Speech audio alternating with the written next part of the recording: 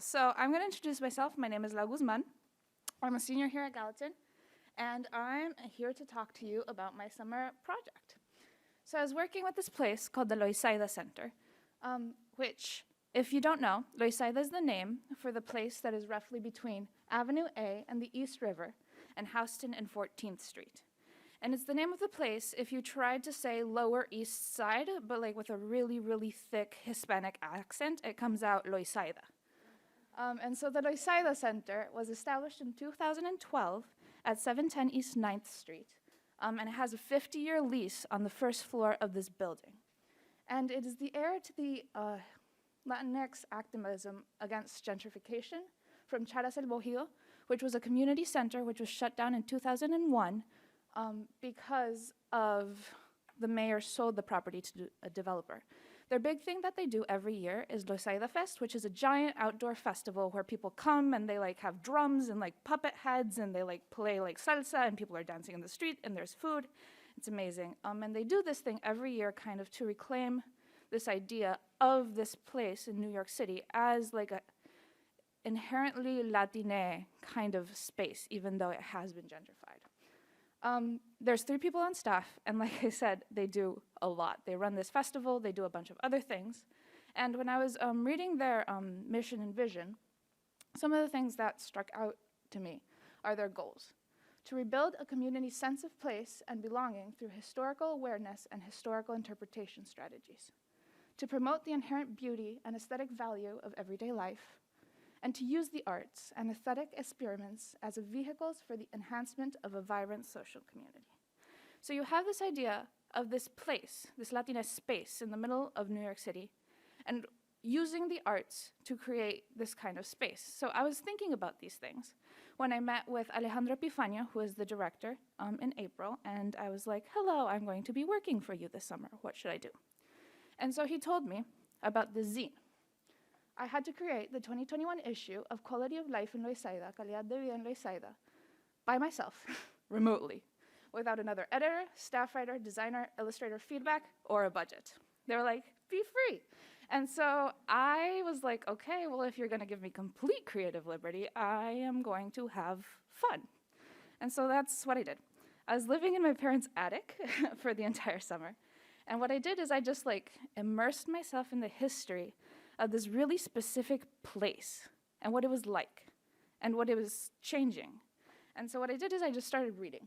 I read this really interesting book that Sam actually recommended to me by Moral, and it's called Measuring Culture, and it's all about how the weird things that we see in the ether are kind of about what culture means. I also read this book by Timo Schrader. It's called Loisaida as an Urban Laboratory. I read Activist Estates by Nandini Bagchi. Previous zine issues, academics articles, news clippings, archival footage, and documentaries.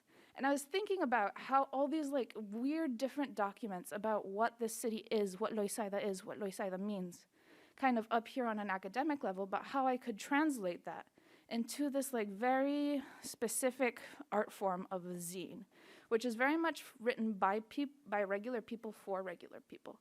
And so I was trying to think about how these two things communicate with each other, and considering that the mission of my organization was kind of cultural preservation of Latina identity, I was thinking about this idea between like the past, the present, and the future. And the one thing that I was thinking about is this quote from William Faulkner. The past is never dead. It's not even past. And the way that the past of this particular very, very specific neighborhood influences the way that the neighborhood moves towards the future and what current residents remember and keep from the neighborhood's history of struggle and activism. And so, kind of thinking about all these things, I created a story arc for my zine. So the first one is this reflection on how the AIDS epidemic of the 1980s influences our current moment of living through plague and pandemic. Second story was a story about business, nostalgia, and gentrification, and how these ideas about who belongs and who owns business influence the way that people think about the places where they too belong. The third kind of piece of the zine is my favorite, is just a question. What is Loisaida? And so what I did is that I just collected a bunch of different answers. So I had interviews, I have art, I have a couple poems in there, I have all sorts of things. It's just like this sancocho, this like thick soup of like what this cultural place is and what it means to these people. I had a profile on Ebony Cawthorne, who is the artist in residence at the Loisaida Center. She does a lot of really cool work with filmmaking.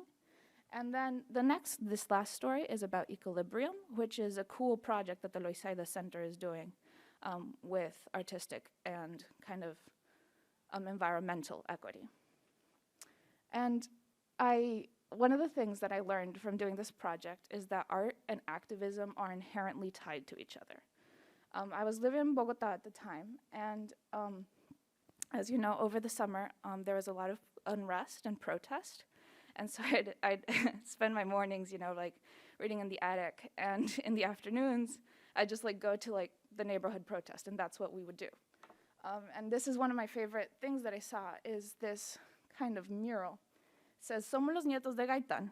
And this other mural that I saw on Avenue C when I came back to New York City about Bimbo Rivas.